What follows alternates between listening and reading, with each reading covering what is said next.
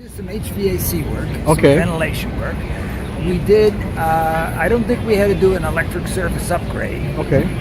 but we also did some fire protection, some sprinkler work. Yeah. You know, because to bring it up to 19, that was probably 1984, 1985. Okay.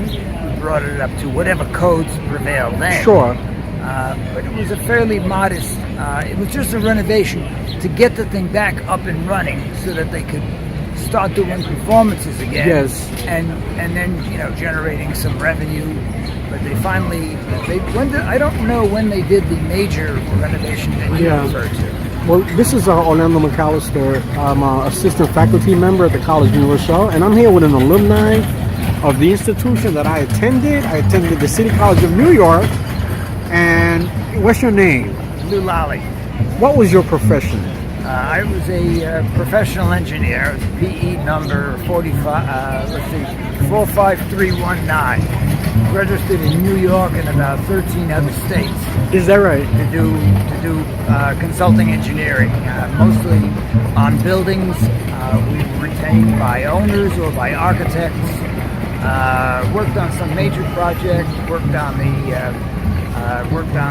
Mies van der Rohe Library in Washington, D.C. Okay. It was one of my early jobs. Worked on the NYU hospital. That was even before that. That was a really early job. And did a lot of other work. Did some international work in Shanghai, Indonesia, Egypt. Where else? There were a couple of other places as well. That's a couple of projects in Europe, and a lot of projects in the United States. Okay, let me get my viewers back in perspective. Yeah. Now, you attended City College. I was at City College in the 80s and 90s, working towards my undergraduate degree in computer science. So eventually I earned a Bachelor of Science and a Master of Science. And I too was an electrical engineering major. And for the folks out there that don't know, PE stands for power engineer, doesn't it? It's professional. Professional. Okay, there is a difference. Engineer. In order to legitimatize your plans and specifications. Yes. For construction, you have to have a professional engineer. They have to be done under the guidance of a professional engineer. That was me. Yes. Or my partners in the firm.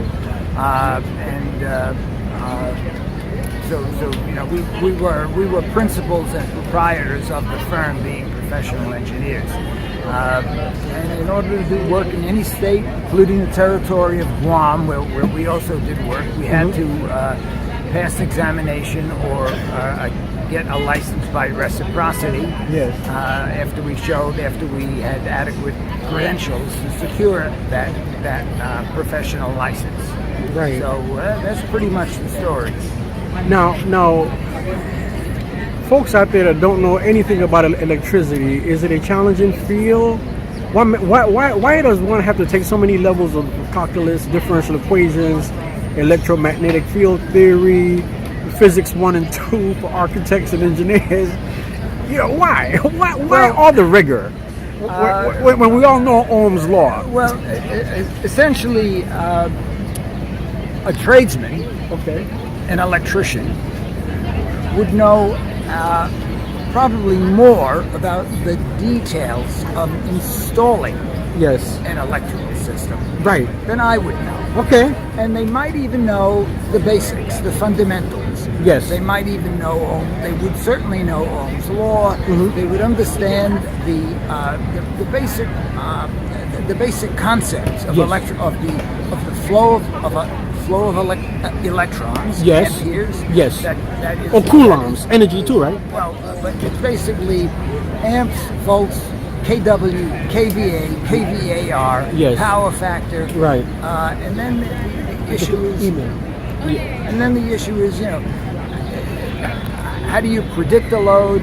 Yes. How do you understand the demand profile of that load? Yes. And then how you size equipment to be able to, to be able to convey that load, which is basically current. Yes. To the apparatus, the utility, the building that you're producing design. Yeah. One of the because I earned 97 credits at Howard University in electrical engineering, and then I went on to become an intern at Virginia Electric and Power.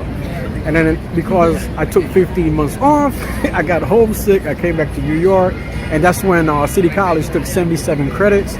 But I didn't apply it to engineering. I applied it to computer science. Yeah. Now, let's get back to some of the theoretical and practical uses of electricity, right? One of the things that stands out to me when I worked at Virginia Electric and Power in Alexandria, Virginia, was 230,000 kilovolts of transmission energy going cross country. How does one step that down for operating purposes? Well, to begin with, when it's generated, it's probably generated at a substantially lower voltage. Yes. And that was in Richmond, yes. And that would be at the generating station. Yes. But in order to transport that energy over long distances, Yes. you have to step the voltage up Yes. so that the current is reduced, because Yes. the power that you're delivering is essentially it's kVA. It's kV. Right. It's actually kW, but it gets a little more involved as a power factor. So basically, you have to understand what the kVA are, and those are the kilovolt amperes. Yes. And it's those amperes that you have to be concerned about when sizing the system. Yes. So the cables in free air probably can convey no more than 800 or 700 amperes of power. Yes. So in order to deliver large quantities of power, you have to raise the voltage. And the longer the distance you have to travel, the higher the voltage has to be. Yes. So how do you get it to be high? You run it through transformers. Yes. A transformer just simply is an electromagnetic link between one coil and another coil, That's right. which will take a low voltage. And It's like the increase turns it to high. ratio, right? Turns ratio. Yeah. Thank you once again. They're playing, man. Thank you. You turned out mean to me, too. I heard a lot of altered stuff. All right. Yeah. Good. So it's generated at a medium voltage, transmitted at a high voltage, and then reduced down to at distribution points to intermediate voltages, to lower voltages, ultimately to utilization voltages of Okay, 120, 208 volts. I guess we're losing a lot of our viewers out here, but that's okay. That's okay, because you are a legacy in the field, and I understand you're not retired, and you're definitely making students of City College and alumni very proud of your endeavors and your profession. But I too have a cousin who majored Eastern Panama, right? He was involved with the expansion of the Panama Canal as well. Now, what happened was that the Panamanian government sent him to Arizona State to study electrical engineering. He finally did it, earned it, and got his master's in business administration. Now he's running his own telecommunication and construction company in Phoenix. He was one of the 15 leading minority businesses in the state of Arizona. His name is Clarence McAllister. He has his own company, he's CEO, and basically he does telecommunications and construction and the redesign of military bases as well. Okay. And he gets a naval SEAL contract. So he's doing well in the field. So what are you doing these days? Are you relaxing? I understand that you're coming from a scientific left brain modality, whichever side it is, and now you're enjoying jazz. What is it about jazz that you enjoy? Well, I started enjoying jazz back in 1955. Okay. To me, it was the most, along with classical music, it was the most stimulating form of music because there was depth to it. There were harmonies. There was the improvisation. You don't know what note is coming out next, Yes. but you can be sure that note is going to sound right. Yes. And it also had rhythm. So, it was just something that I gravitated to, and I continued following jazz. I was back in 1958, 1959.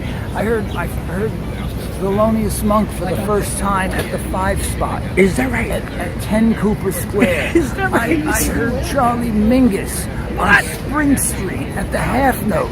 Charlie Mingus was great. He would play up on an elevated platform that was over the bar, and he would demand, and he would stop the music if the listeners talked. And of course his music was absolutely fantastic. I heard the first time I heard John Coltrane was at the Jazz Gallery. Is that right? Miles Davis at the Village Vanguard. You saw Miles, Coltrane. The Jazz Messengers at that place. Jazz Messenger? That place. What was the name? Barrow Street. Yeah. It was at Barrow Street. Wow. Jazz Messengers. I don't remember who the sidemen were, but it was Art Blakey. Yes. And I continued following that for years. When I moved back to New York in 1977, Yes. guess who was playing at the Sweet Basil? Art Blakey, Jazz Messengers, Ron Carter. Right. I kind of missed Thelonious Monk. John Coltrane, unfortunately, had passed a long time before that, but I just continued listening right up to this day. Now you did mention that in '77 when you came back from where? Where were you? I lived in Chicago for 11 years. I got you. An engineer out there. I got you.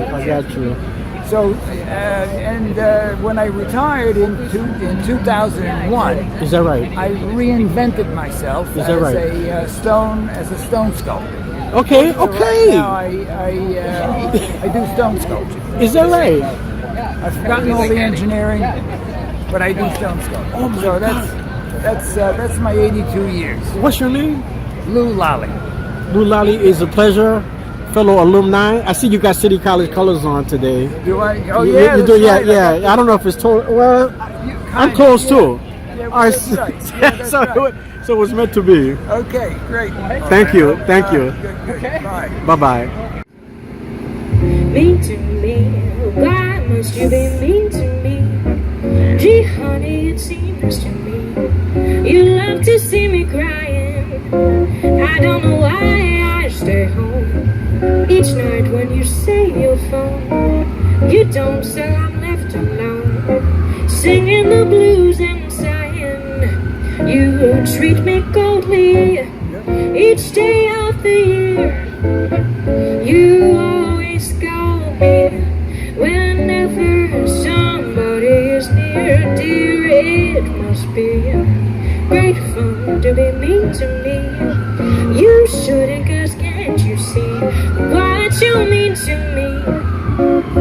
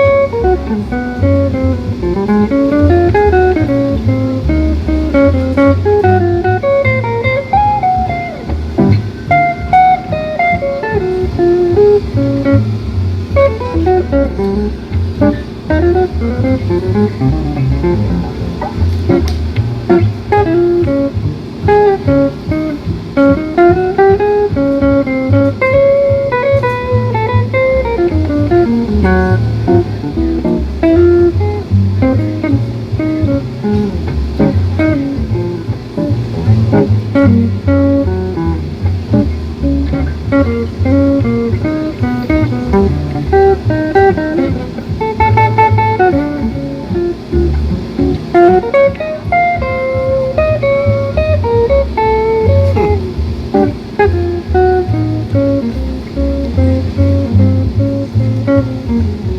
to me, why must you be mean to me? Gee, honey, it seems to me you love to see me crying. Well, I don't know why I stay home each night when you say you'll phone. You don't that I'm left alone, singing the blues and crying. You treat me coldly each day in the year. You always scold me whenever somebody is near. Dear, well, it must be great fun to be mean to me. You shouldn't, 'cause can't you see what you mean to me?